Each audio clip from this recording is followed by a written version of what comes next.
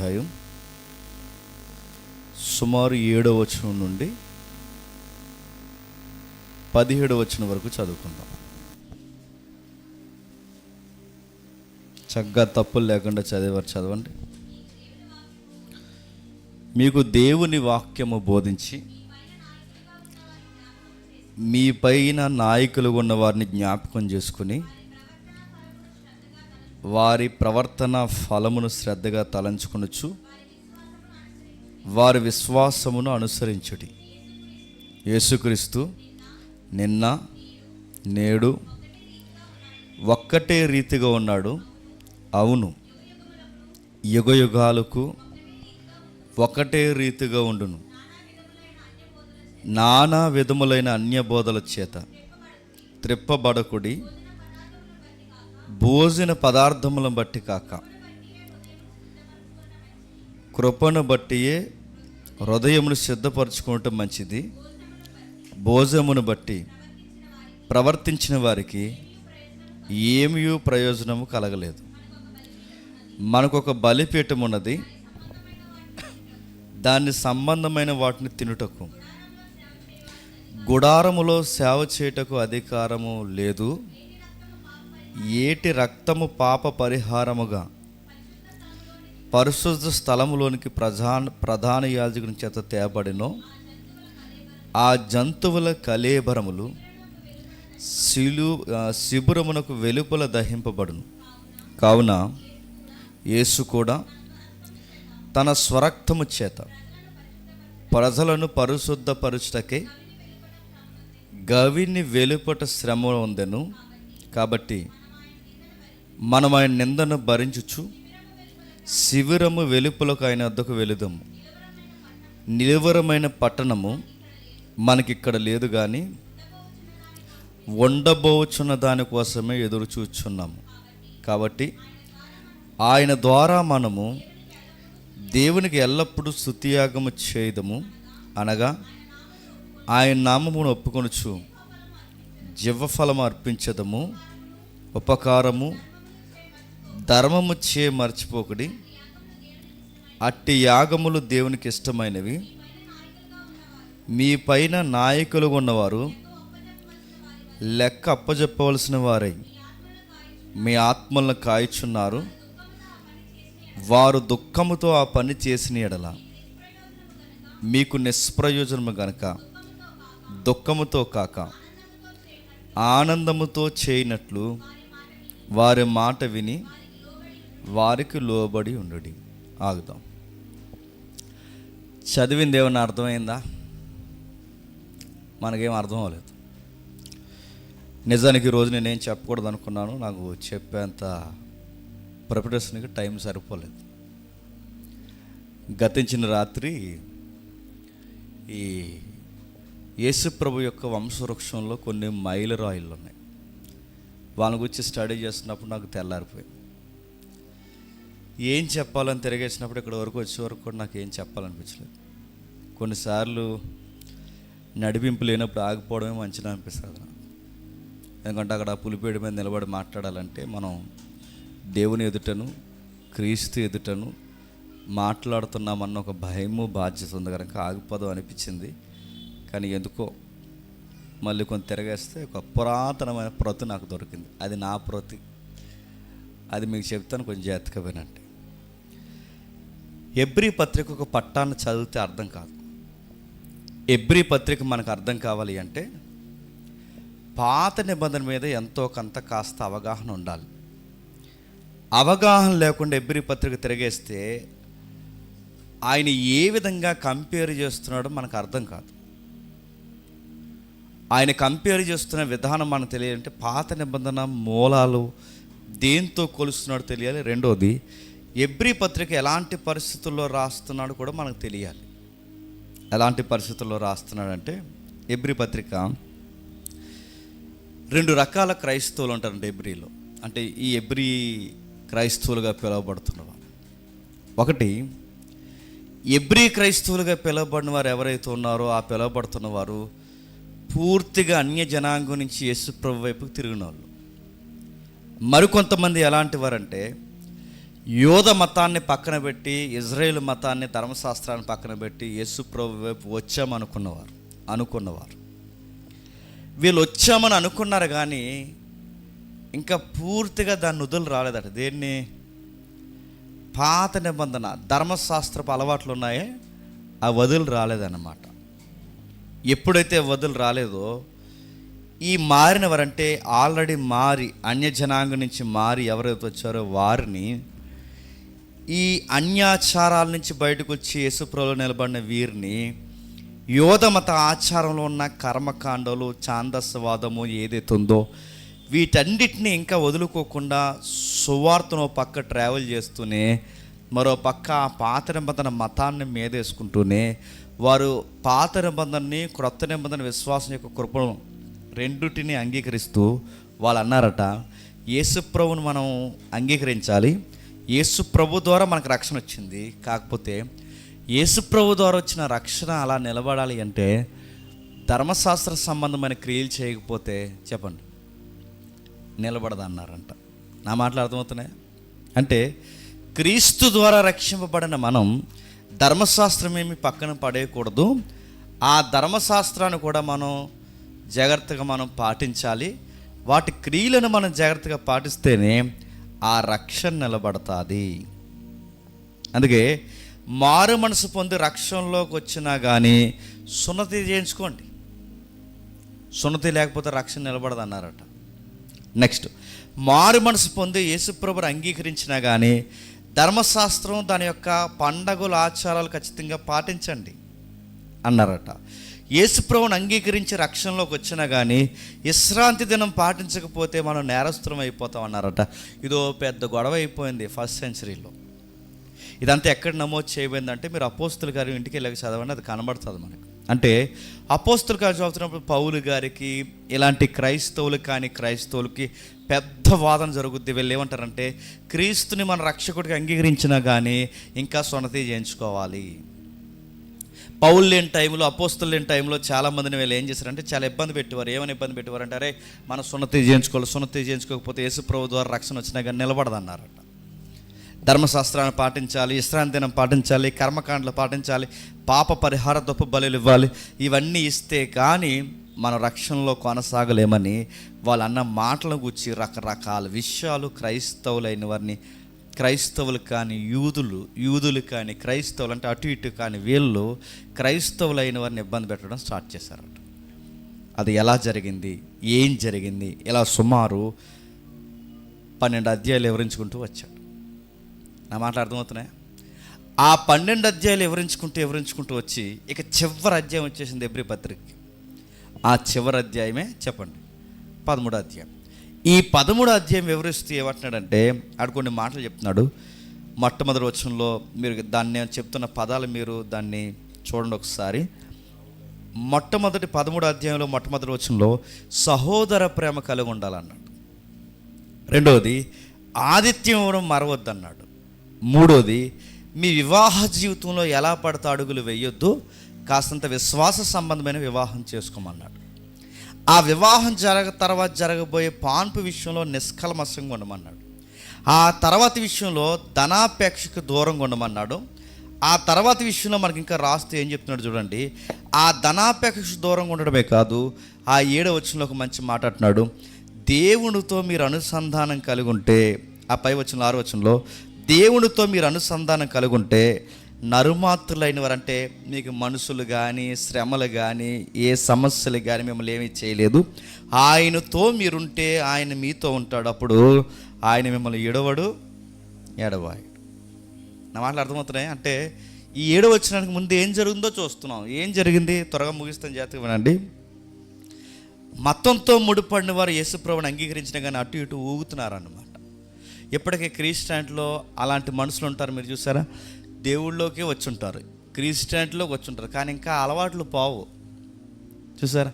ఆ పెళ్ళిళ్ళు చేసుకున్నప్పుడు కానీ వాళ్ళ కార్యక్రమాలు కానీ వాళ్ళ యొక్క ఇంకా వాళ్ళు ఎన్ని చేసినా కానీ యేసుప్రభులు ఉంటూనే వాళ్ళు వెళుతున్న పుణ్యక్షేత్రాలు కానీ అవి వదులుకోరు అన్నమాట. ఎందుకంటే అదో జబ్బది, అలానే ఉంటారు. అంటే అవి పాటించేస్తుంటారు చెప్పండి, ఇవి పాటిస్తుంటారు. ఇలాగే హెబ్రీ క్రైస్తవులు కూడా ధర్మశాస్త్రాన్ని పాటించేస్తున్నారు. అలాగే యేసుక్రీస్తు వారు అంటారంటే యేసుక్రీస్తు వారి ద్వారా రక్షణ తెచ్చుకుని ఈ పండగలు ధర్మశాస్త్రం ఇవన్నీ మనం పాటించాలని చెబుతూ ఇలాంటి విషయాన్ని హెబ్రీ గ్రంథకర్త ఏం చేయాలి, అవి తప్పురా, అవి మనం పాటించకూడదురా, మన క్రియల ద్వారా రక్షణ పొందలేదరా, క్రీస్తు ద్వారా మనం రక్షణ పొందాంరా. ఇంకా ఇస్రాంతిరం, ధర్మశాస్త్రము, ఆచార కర్మకాండలు, పాప పరిహారతో బల్లి అన్నీ పక్కన పెట్టండా. అయినా మీరు ఎందుకు ఇలా తయారయ్యారంటే నాకు అర్థమైంది, మీపై నాయకుడు ఉన్నవాడు మీకు ఏం చెబుతున్నాడో మీరు పట్టించుకోవడం మానేశారు. ఈడొస్తాడు ఏదో చెప్తాడు, ఆడొస్తాడు ఏదో చెప్తాడు, ప్రతీది ఎవడే చెప్పినా మీకు అదే రైట్ అనిపిస్తుందంటే, అరే పులిపేట మీద నిలబడి వారం వారం అతగాడు ఏం బోధిస్తున్నాడు మీ బుర్రలకు ఎక్కకపోతే, దారెండ పోయే ప్రతి దానేగాడు ఏం చెప్పినా మీకు రైట్ అనిపిస్తుందంటే మీరు వింటున్నారా లేదా విన్నట్టుగా యాక్టింగ్ చేస్తున్నారా? అది ఆయన పాయింట్ అవుట్ చేస్తున్నది ఎవరు? హెబ్రీ గ్రంథకర్త. ఏమంటున్నాడు మీరు చూడండి, మీకు దేవుని వాక్యమును బోధించి మీపై నాయకులు ఉన్న వారిని జ్ఞాపకం చేసుకోండి. వాళ్ళు ఏం టీచ్ చేశారు, ఆ టీచ్ చేసిన దాని ప్రకారం ఎలాంటి స్టాండింగ్ తీసుకున్నారు, వాళ్ళ సిద్ధాంతపరమైన విషయాల్లో వాళ్ళ యొక్క ప్రవర్తన ఏ విధంగా ఉంది, వాళ్ళ వాక్యానుసారమైన వాళ్ళ జీవితము, సిద్ధాంతపరమైన వాళ్ళ జీవితం, ధర్మశాస్త్రానికి లోకానికి దూరంగా తిరిగి వాళ్ళు ఎంతగా మీకు వాక్యాన్ని బోధించారో వారు చెప్పిన విషయాలు, ప్రవర్తన విషయాలు శ్రద్ధగా తలంచుకొని వారి విశ్వాసమును చెప్పండి అనుసరించండి. మీకు బోధించిన వారు యేసు ప్రభు కోసం బోధించి పక్కకు పోయి విశ్రాంతి దినం పాటించారా? ఆయన అడుగుతున్నాడు. మీకు బోధించిన వాడు ఎవరైతే ఉన్నాడో ఆ బోధించిన ఆయన యేసు ప్రభువుని అంగీకరించిన తర్వాత మళ్ళీ పక్కకు పోయి సున్నతి చేయించుకున్నాడా? ఆయన ఏ ఫెయిత్తో నడుస్తున్నారో ఆయన కింద వింటున్నవారు మీరు కూడా ఆ ఫెయిత్తో మీరు నడవకపోతే ఇంకెందుకు వినడో? అంటే ఇక్కడ నిలబడి మాట్లాడుతున్నవాడు గుండెల్లో ఏ డాక్టర్స్ మీద నిలబడ్డాడో కింద వారం వారం కూర్చుని వింటున్నవాడు కూడా చెప్పండి అదే డాక్టర్స్ మీద గ్రిప్ ఉండాలి. రోజుకొక బోధ, పూటకొక బోధ, వారానికి ఒక కొత్త బోధ సమాజంలో వస్తున్నాయా లేదా? వస్తున్నాయి. రకరకాల బోధలు వస్తున్నాయి. ఏదైనా టక్కమని నిలబడింది అనుకోండి, మీరు ఏం చేయాలి?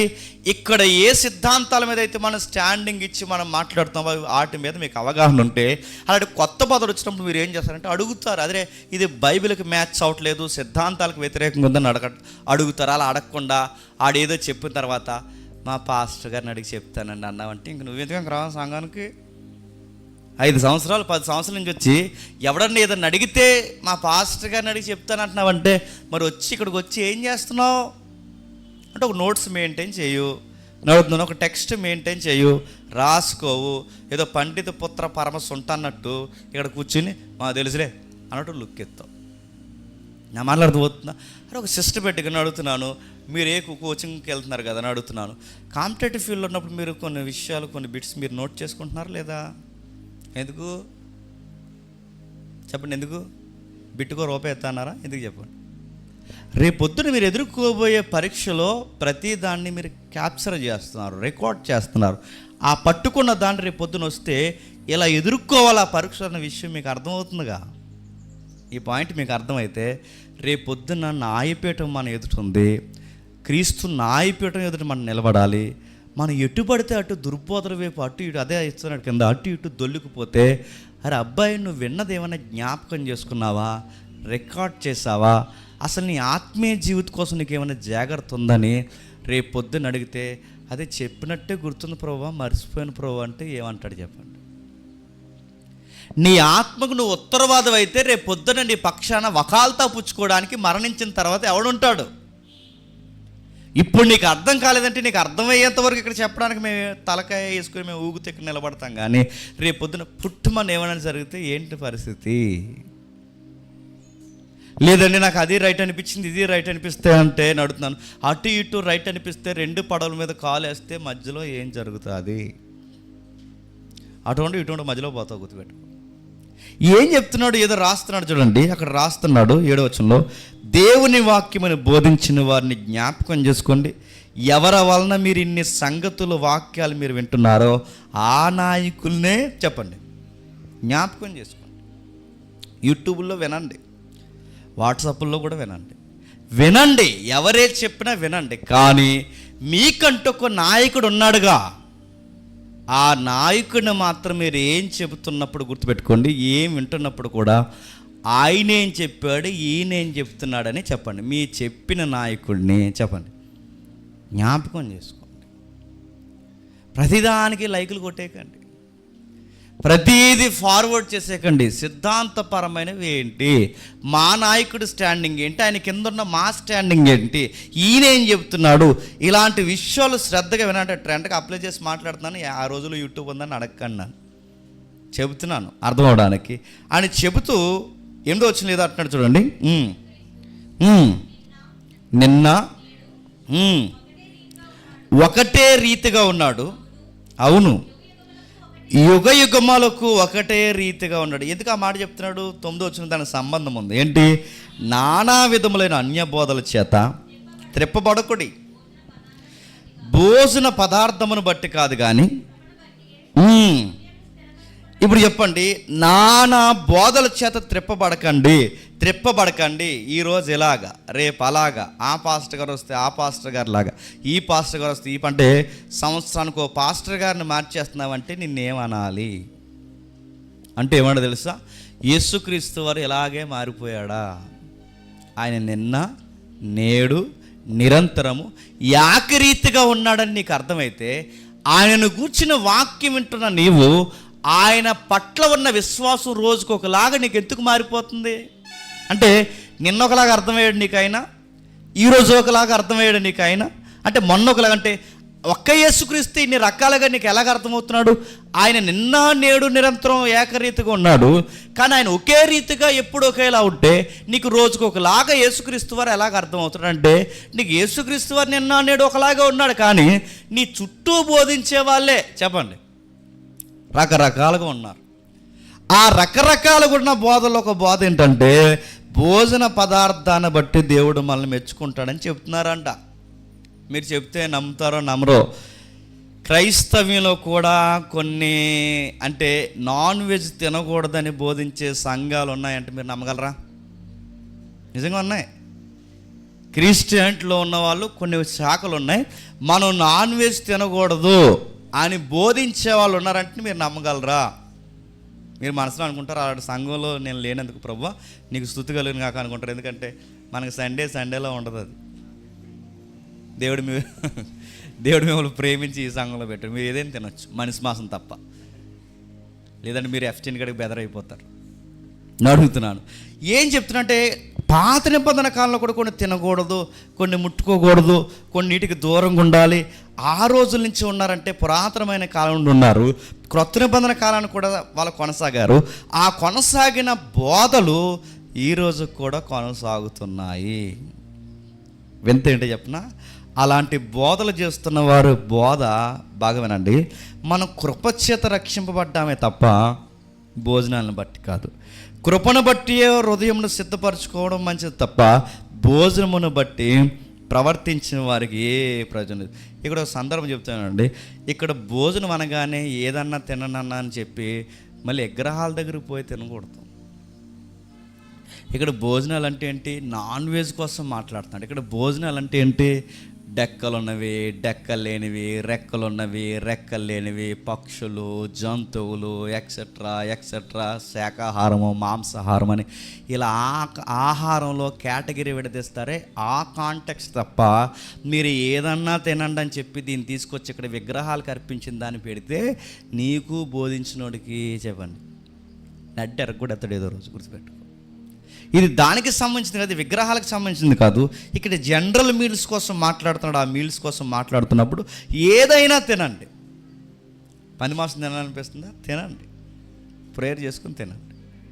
ఇంకా నాకు లేదు, నాకు డ్రైన్ వస్తారు అంత ఉండాలి, ఏదో ఒకటి నేను తినకపోతే ఉండలేకపోతే తినండి. కానీ ఏదైనా తినండి. కానీ అరే క్రైస్తవులు పందిని తింటారేంట్రా అనే వాదనలు ఉన్నాయి తెలుసా? తింటారేంట్రా మీరు పంది మాంసం తింటారా, అందుకే రేపు నుంచి మేము ఈ చర్చికి రావాలంటే అంటే ఇక్కడ ఎవరు తింటున్నారని కాదు, మేము ఓడి చెప్తూ అర్థమవుతుంది. నడుతుండే ఏదైనా తినండి, మీకు ఏ జీవనం తిన పోనీ ఏమీ తినాలనిపించట్లేదా? కూరగాయల భోజనమే తినండి. కానీ మాంసం తిన్నవారిని ఒకలాగా, శాకాహారం అంటే కూరగాయల భోజనం తిన్నవారిని ఒకలాగా దేవుడు చూసి మాంసాహారి నువ్వు పక్కకు పో, శాకాహారి నువ్వు ముందుకు రా అండవు. మన భోజనాన్ని బట్టి మనం రక్షించలేదు, కానీ దేవుడు మనల్ని దేని బట్టి రక్షించాడు చెప్పండి? క్రీస్తు కృపను బట్టి. క్రీస్తు ద్వారా మనం రక్షించాడు తప్ప భోజనాల కొరకు కాదు. అయినా మీరు పురాతనమైన చరిత్ర మీరు ఎందుకు మర్చిపోరని జ్ఞాపకం చేస్తున్నాడు. చూడండి కిందికి.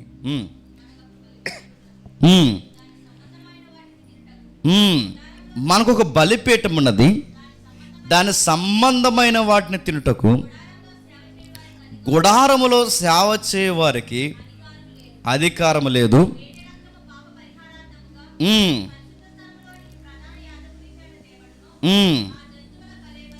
ఆ జంతువుల కళేబరములు శిబిరమునకు వెలుపల దహింపబడును. కావున యేసు కూడా తన స్వరక్తము చేత ప్రజలను పరిశుద్ధపరుచుటకై గవిని వెలుపల శ్రమ పొందును. ఏదో రాస్తున్నాడు చూడండి. అక్కడ రాస్తున్న విషయాలు, కొన్ని విషయాలు మనం లేవనెత్తినట్టు 10వ వచనంలో మనకు ఒక బలిపీఠం ఉన్నది. ఆ బలిపీఠానికి సంబంధించిన వాటిని తినుటకు గుడారములో సేవ చేయవారికి ఆ రోజుల్లో అధికారం ఉందా? లేదు. బలిపీఠం మీద ఏవి పడితే వాళ్ళు తినకూడదు. యాజకుడికి ఏమి ఏర్పరిచాడో అవే తినాలి. ఇదెందుకు ఇది కంపేర్ చేస్తున్నాడంటే, యాజకుడి కోసం, బలిపీఠం కోసం, బలి కోసం ఏటిని పడితే తినొద్దని ఎందుకు చెప్తున్నాడంటే, మనకు ఒక బలిపీఠం ఉందన్న సంగతి ఎందుకు జ్ఞాపకం చేస్తున్నాడు? అక్కడ కంపేర్ చేస్తున్నాడు 11వ వచనంలో. ఏటి రక్తము పాప పరిహారార్థముగా పరిశుద్ధ స్థలములోనికి ప్రధాన యాజకుని చేత తేబడును. ఆ జంతువుల కళేబరములు శిబిరము వెలుపల దహింపబడి. శిబిరం ఏంటి? వెలుపులేంటి? ఇవన్నీ ఎందుకు చెప్తున్నాడు? బలిపీఠం ఏంటి? ఆ బలిపీఠంలో యాజకులు కూడా తినకూడవేంటి? తినాల్సినవేంటి? ఇవన్నీ ఎందుకు కంపేర్ చేస్తారంటే, ఇది అర్థం కావడానికి ఎంత చక్కగా ఆయన రాసుకుంటూ వస్తున్నాడు చూడండి. ఎబ్రీ కర్త తెలుగుగా చెప్తున్నది ఏంటంటే, ఇప్పుడు మనకి యాజకులు లేరు. ఇప్పుడు మనకి యాజకులు లేరు. ఇప్పుడు మళ్ళీ ప్రత్యేకమైన బలి తినవలసిన అవసరం లేదు. ఇప్పుడు మనకి యాజకులైన బలైనా ఏం చెప్తున్నాడు చూడండి. ఇప్పుడు మనకున్న యాజకుడు ఒకే ఒకరు కాబట్టి మనం ఆ నిందను భరించి శిబిరం వెలుపులోకి ఆయన యొద్దకు వెళుదాం. ఏని యొద్దకు? కావున యేసు కూడా తన స్వరక్తము చేత ప్రజలు వారి పరిశుద్ధపరచుటకే గవిని వెలుపట శ్రమ పొందిన. ఇప్పుడు చెప్పండి, శిబిరము వెలుపుల జంతువు కళేబరాలు ఏమవుతాయట? దహింపడతాయి. శిబిరం అంటే ఏంటి? గుడారం వెలుపల బలిపీఠం ఉంటే, ఆ బలిపీఠం పైన జంతువుల కళేబరాల పాత నిబంధనలు ఎలాగైతే దహింపబడి అవి దహన బూడిదగా మారిపోతాయో, మనకు కూడా ఒక దహన బలి జరిగింది. అది శిబిరం వెలుపల జరిగిందంటే, అది శిబిరం అంటే సొలొమోను మందిరం యెరూషలేము ఏదైతే ఉందో, ఇది శిబిరం అయితే దీని వెనకాలంటే దీని బయట ఒక బలి జరిగింది. అందుకే చూడండి, ఆయన ఎక్కడ సిలువ వేశారంటే ఆయన ఊరు లోపల వేశారు, ఊరు బయట వేశారు ఆయన్ని. చెప్పాలి, ఊరు బయట పట్టణం వెలుపలంటే ఇప్పుడు దహింపబడుతున్న నిజమైన బలి, నిజమైన నిబంధన, నిజమైన బలిపీఠము సిలువ తప్ప మళ్ళీ పాత నిబంధన బలిపీఠాల జోలికి చెప్పండి పోకండి. వాడి జోలికి పోకండి. మన కొరకు చనిపోయిన నిజమైన పస్కా బలి పశువు ఉంది. ఆయన ఎవరో కాదు, మీరు ఎవరిని కోసమైతే విన్నారో ఆ నజరుడైన యేసే నిజమైన పస్కా బలి పశువు ఆయన. ఇప్పుడు మీరు భోజనం పట్టి మెప్పు పొందాలనుకుంటే మీరు తినాల్సింది బయట పదార్థాలు కాదు, కానీ ఆత్మీయ అర్థాల్లో చెప్తున్నారు. యేసుని భుజించండి, క్రీస్తుని భుజించండి, ఆయన మాత్రమే స్వీకరించండి. ప్రధాన యాజకుడు బయటికి తీసుకెళ్ళి ఎలాగైతే దహన బలి పశువుని కళేబరాల్ని దహిస్తాడో, ఇప్పుడు ఈయన కూడా ఈ వెలుపులకు పోయి తన దేహాన్ని తానే దహన బలిగా మార్చి దాన్ని ఎక్కడ తీసుకెళ్ళాడట? కిందికి రాస్తున్నాడు చూడండి. కాబట్టి ఆయన నిందను భరించుచు శిబిరము వెలుపలకు ఆయన వద్దకు వెళుతాము. నిలవరమైన పట్టణము మనకిక్కడ లేదు, కానీ ఉండబోచున్న దానికోసము ఎదురు చూస్తున్నాము. కాబట్టి ఆయన ద్వారా మనం దేవునికి ఎల్లప్పుడూ స్తుతియాగము చేయదము, అనగా ఆయన నామము ఒప్పుకొనుచు జీవఫలము అర్పించదము. అంటే ఇప్పుడు చెప్పండి, యేసు ప్రభు వారే రాకముందు యాజకులు ఏం చేస్తారంటే బయట దహన బలి పశువుని బలి చేసి ఆ బూడిదను తెచ్చి జల్లి ఆ మిగిలిన దహన బలికి సంబంధించిన ఏవైతే అర్పణలు ఉన్నావో అవి శిబిరం లోపల పట్టుకెళ్ళేవారు. శిబిరం అంటే గుడారం లోపలికి. ఆ గుడారం లోపల ఎవరు ఉంటారంటే దేవుని మహిమ ఉంటుంది. దీన్ని కంపేర్ చేస్తే ఏమంటాడంటే, మన పాపాల కొరకు ఆల్రెడీ బలి జరిగిపోయింది. ఆ జరిగిపోయిన బలి ఏదైతే ఉంది, ఈ బలి కార్యక్రమం జరిగిన ఆయన మన పక్షాన్ని ఏం చేశాడంటే తానే బూడిదగా మారిపోయి, తానే బలి పశువుగా మారిపోయి శిబిరం లోపల కంటే దేవుని సన్నిధికి ఆయనే మన పక్షాన ప్రధాన యాజకుడిగా వెళ్ళాడు. ఈ పాయింట్స్ మీకు స్ట్రైక్ అయితే మళ్ళీ సున్నతి అని మీరు ఎందుకు అంటున్నారు? జరగాల్సిన యజ్ఞయాగం అంతా జరిగిపోయిందంటే ఇప్పుడు నీతి సున్నతి వలన రాదు.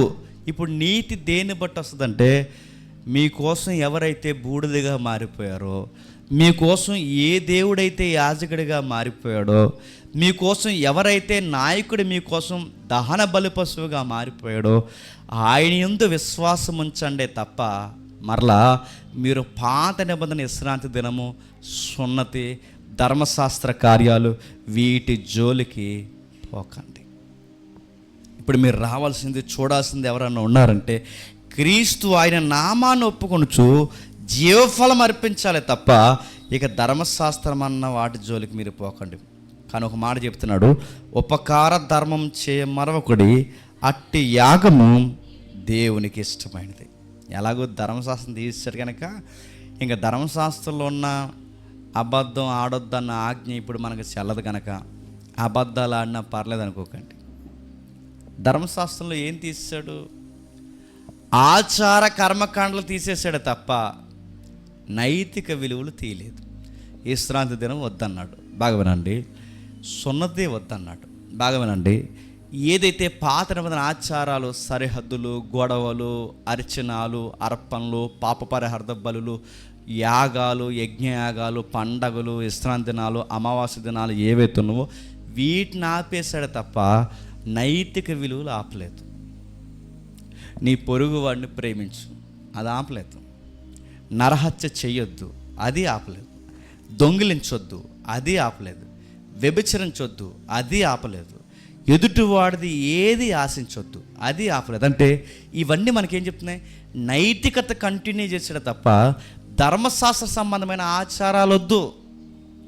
ఆ సమయాలు చూడాలో, దినాలు చూడాలో, విశ్రాంతి దినము, ఏది మంచి ఏది చెడు ఇది వద్దు.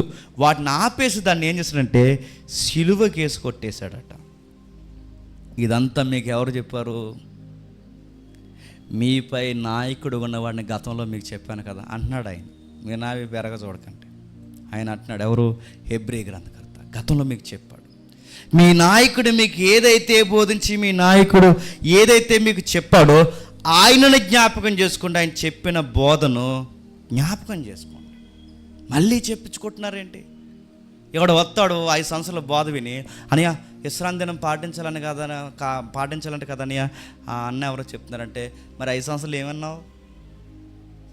మళ్ళీ విశ్రాంతి దినం ఏంటి? అనియా మొన్న ఒకరు వచ్చారు మా ఊరిలోకి, సున్నతి చేయించుకుంటే కానీ మళ్ళీ కుదరదు అంటున్నారు. ఏంటని అంటే, మరి ఇన్ని సంవత్సరాలు ఏమన్నావు?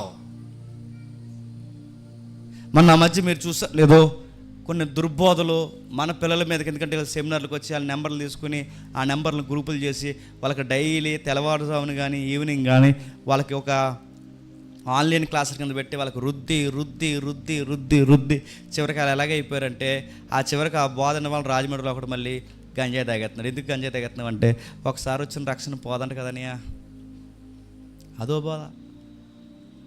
అంటే పోకపోతే తాగెత్తే ఏంటంటే మరి ఇంకేం చేసినా పోనప్పుడు ఇంకెందుకని మరి తాగెత్తున్నాను అన్నాడు.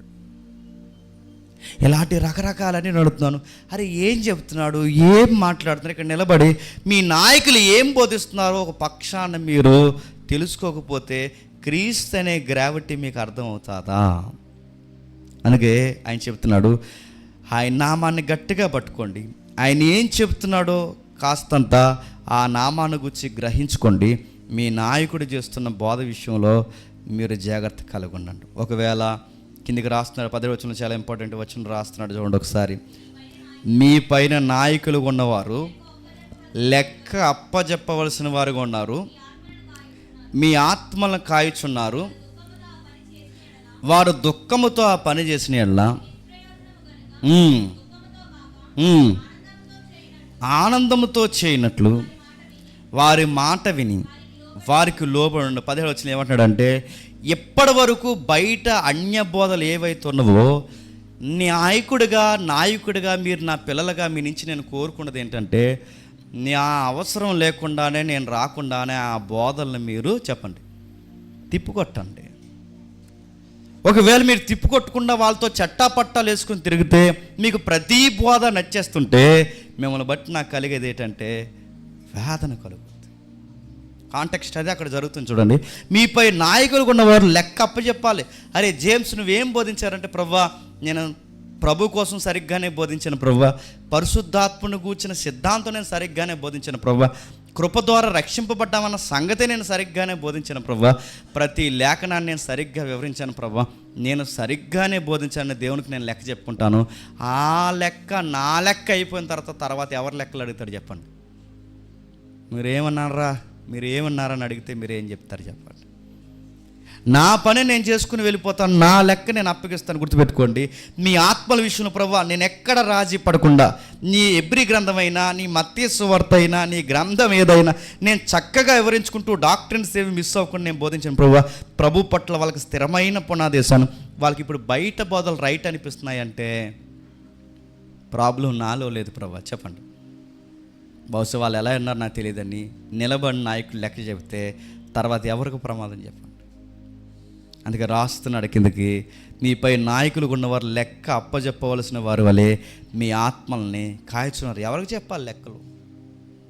సుధాకర్ చెప్పాను ప్రభా, సురేష్ చెప్పాను ప్రభా, డేవిడ్ చెప్పావా డాక్టరీన్ కోసం చెప్పాను ప్రభా, కొన్ని బోధల విషయంలో స్ట్రాంగ్ ఉండమని చెప్పాను ప్రభా, మీ సంఘానికి చెప్పాను ప్రభా, వీళ్ళందరూ చెప్పాను ప్రభా, వీళ్ళ ఆత్మల విషయంలో ఇదిరా స్థిరమైన వాక్యం అని వీళ్ళందరూ చెప్పాను ప్రభా. ఇప్పుడు బాగా వినండి, నా లెక్క ఒకరోజు ఆయనకి అప్పగించవలసిన బాధ్యత నాకు ఉందని. అందుకే చూడండి, కొన్ని విషయాలు అర్థం కాకపోయినా అర్థమైందని ఎందుకు అడుగుతారు? మీకు అర్థం కాకపోతే అర్థం అవ్వలేదని మీరు చెప్తే మళ్ళీ చెప్తాం, మీకు అర్థం కాలేదు మళ్ళీ చెప్తాం. కానీ మీరు అర్థమైనట్టు ఊగేసి వెళ్ళిపోయారు అనుకోండి, మీకు అర్థమైందని మేము అనుకుంటాం. రేపొద్దున దేవుడు అడిగినప్పుడు నేను చెప్పాను ప్రభువా ఆ రోజు అర్థమైందని, తలకాయ చెప్పండి అడదడం ఊపారు ప్రభు అంటే, రేపొద్దున అడుగుతున్నాను అకౌంటబిలిటీలో లెక్కలు తేడా వస్తే ఏమవుతాం? అందుకే కిందికి రాస్తున్నాడు చూడండి. ఆ కిందికి రాస్తూ ఒక మంచి మాట అంటున్నాడు, వారు దుఃఖముతో ఆ పని చేసిన యెడల మీకు నిష్ప్రయోజనం. ఇప్పుడు చెప్పండి, నాయకులను దుఃఖపెట్టే విశ్వాసులు ఉంటారంటే చెప్పండి, ఉంటారు. వారు ఎలా దుఃఖపడుస్తారు ఇంకా మీకు బాగా అర్థం కావాలంటే, 1 దశలోనిక పత్రిక 5వ అధ్యాయం తీయండి ఒకసారి. 1 దశలోనిక పత్రిక 5వ అధ్యాయం 12వ వచనం ముగిద్దాం.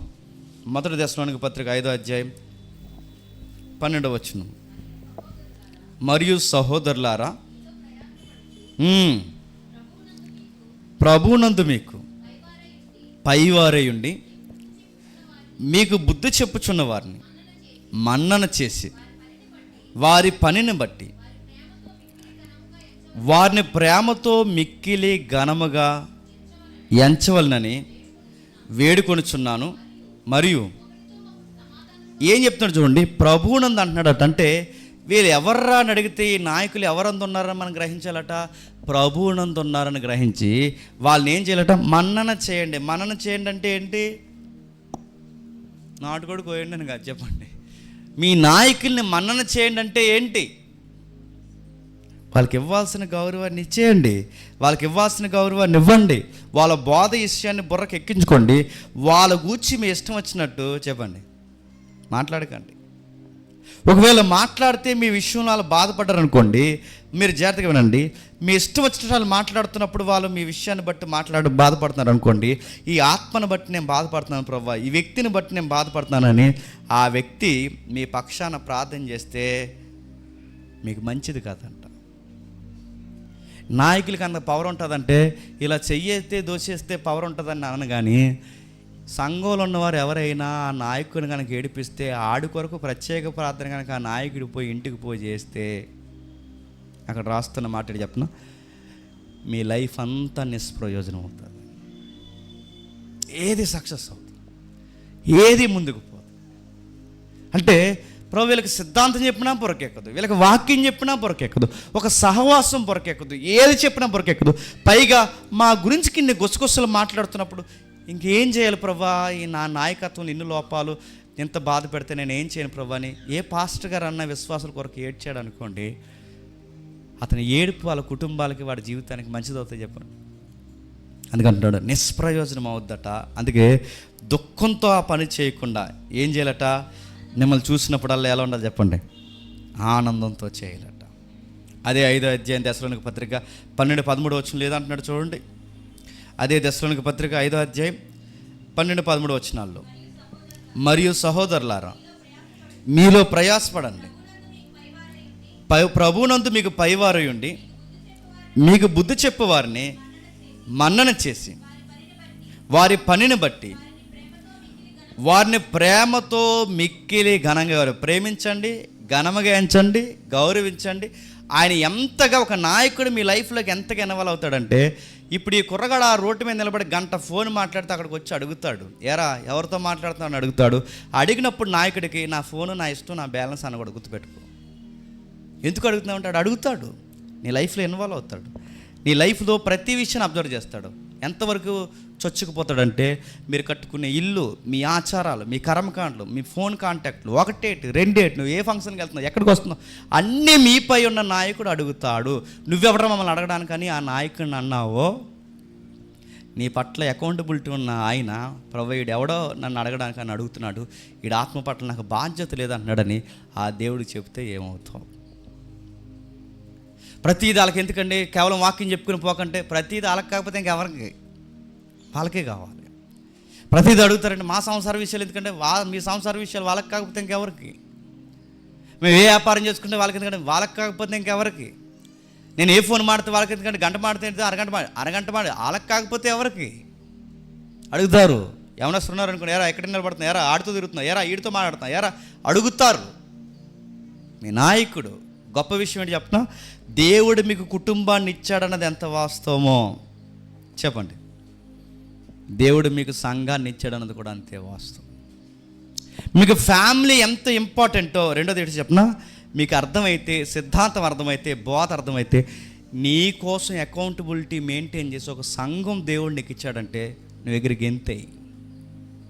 నువ్వు ఏడిస్తే నీ చేయబట్టుకుని ఒక సంఘం ఉందని ఆనందించు. నువ్వు బాధపడితే నీ భుజాల మీద చెయ్యేసి వాదార్చే ఒక సంఘం ఉందని ఆనందించు. నువ్వు చెడిపోతుంటే నేను గైడ్ చేసే సంఘం ఉందని ఆనందించు. నువ్వు అక్రమ సంపాదనకి సంబంధాలకు అలవాటు పడితే నేను గైడ్ చేసే సంఘం ఉందని ఆనందించు. నువ్వు ఏదన్నా దారి దోపిడీ పనుల్లో ఎవరితోనైనా స్నేహాలు చేస్తుంటే అది ఇది తప్పురా అని చెప్పేవాళ్ళు అక్కడ ఉన్నారన్న సంగతి నువ్వు జ్ఞాపకం చేసుకో. మీరు గమనించండి, ఒకవేళ అది గనక లేకపోతే, సంఘమే కనుక లేకపోతే, ఈరోజు 2026 వరకు నా లైఫ్లో సంఘం లేదని ఒకసారి మీరు క్వశ్చన్ చేసుకోండి. సంఘం లేకపోతే మన బతుకులు ఎలా ఉంటాయి చెప్పిన, అడ్రస్ లేని వ్యక్తుల్లో తిరుగుతాం.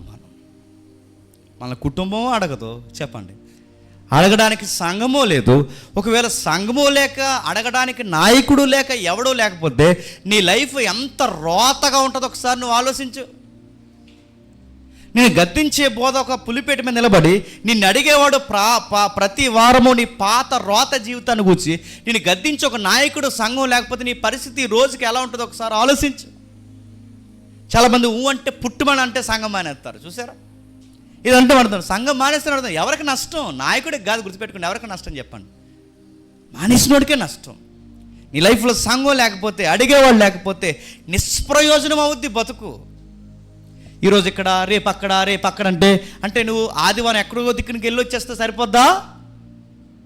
చాలామంది ఏమనుకుంటున్నారంటే ఒక వర్షిప్పే కదండి, ఒక గంటే కదండి, ఏదో సంఘంలో గడిపేస్తే ఎక్కడికి గడిపేస్తావు?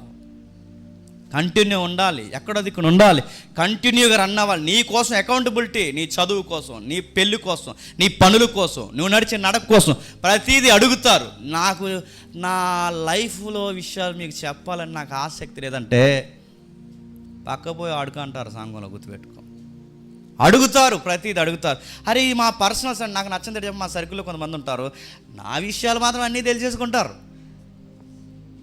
మన ఓపెన్ బుక్లో అన్నీ తెలిసిపోతాయి. అన్నీ తెలుసుకుంటారు. కానీ వాళ్ళ లైఫ్లో నాకు ఎవడో వచ్చి మీ అన్న ఇలా చేశాడు, మీ తమ్ముడు ఇలా చేశాడు, మీ బ్రదర్ ఇలా చేశాడు, మీ సహవాసంలో ఉన్నాడు, ఇలా జరిగింది, వాళ్ళు చేసినట్టు మీకు తెలియదు, ఆడెవడో చెప్తే కానీ నాకు విషయం తెలియదు. నాకు అనిపిస్తుంది, మరి మనల్ని ఏమనుకుంటారు? అరే సంఘం అనుకుంటున్నారా, నాయకుడు అనుకుంటున్నారా? సంఘంలో ఉండాల్సిన మంచి యాటిట్యూడ్ ఏంటి చెప్పిన, మనం బాధ వచ్చినా పంచుకోవాలి, సంతోషం వచ్చినా పంచుకోవాలి. మన లైఫ్లో ఏం జరిగినా ఫస్ట్ కాల్ ఎవరికి వెళ్ళాలి తెలుసా? సంఘంలో ఉన్న లీడర్స్ ఎవరు ఎత్తున్నారు వాళ్ళకి వెళ్ళాలి. కానీ లాస్ట్ కాల్ ఎవరికి వెళ్తా చెప్పనా? చెప్పండి సిగ్గు లేకుండా చెప్పండి. మనకు వస్తుంది, అది కూడా చెప్పకపోతే బాగుందని చెప్తారు మనకి. అందుకని నేను అడుగుతున్నాను, మీ నాయకుడు ప్రతి దాంట్లో ఇన్వాల్వ్ అవుతాడు. కానీ సంఘానికి ఏమనుకుంటున్నారంటే, ఎందుకు మానేశారు సంఘానికి అంటే, అన్నీ కావాలండి, మా లైఫ్లో ఉన్నాయన్నీ, ఆయనకి అన్నీ అడుగుతాడండి. అక్కడ నిలబడ్డా ఎక్కడ నిలబడి అడుగుతాడండి, మా ఫోన్ కోసం అడుగుతాడండి, మా మనీ షేరింగ్ కోసం అడుగుతాడండి, మా ఉద్యోగం కోసం అడుగుతాడండి, అన్నిటి కోసం అడుగుతాడు. ఎందుకంటే నీ ఆత్మ స్ట్రాంగ్గా ఉందా, నీ ఆత్మ ఎక్కడికైనా త్రెప్పబడిందా, నీ ఎటర్నల్ లైఫ్ లేదా నీ డివోషనల్ లైఫ్ ఎలా ఉందో ఎప్పటికప్పుడు ఆయన అడుగుతాడు. మా పర్సనల్ విషయాల జోలికి వచ్చారండి, అందుకే మాకు నచ్చక మానేసేమండి అంటే, మానేసి ఏమి ఎరగదీస్తారు చెప్పండి? సంఘం లేకుండా మానేసి ఏం చేస్తారు చెప్పండి? ఏమవుతారు?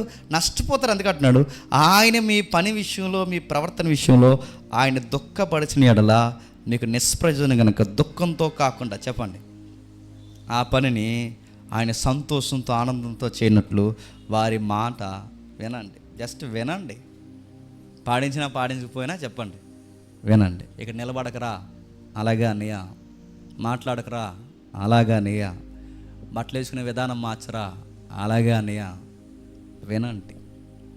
అది కాదమ్మా, మీ ఆయనతో ఎక్కువ గొడవలు పెట్టుకుంటున్నావంట, కరెక్ట్ కాదు, నాయకులుగా మేము చెప్తున్నాం అంటే, మా ఆయన మాట ఏం లేదు, నువ్వెవడరా అని కూడా గుర్తుపెట్టుకో.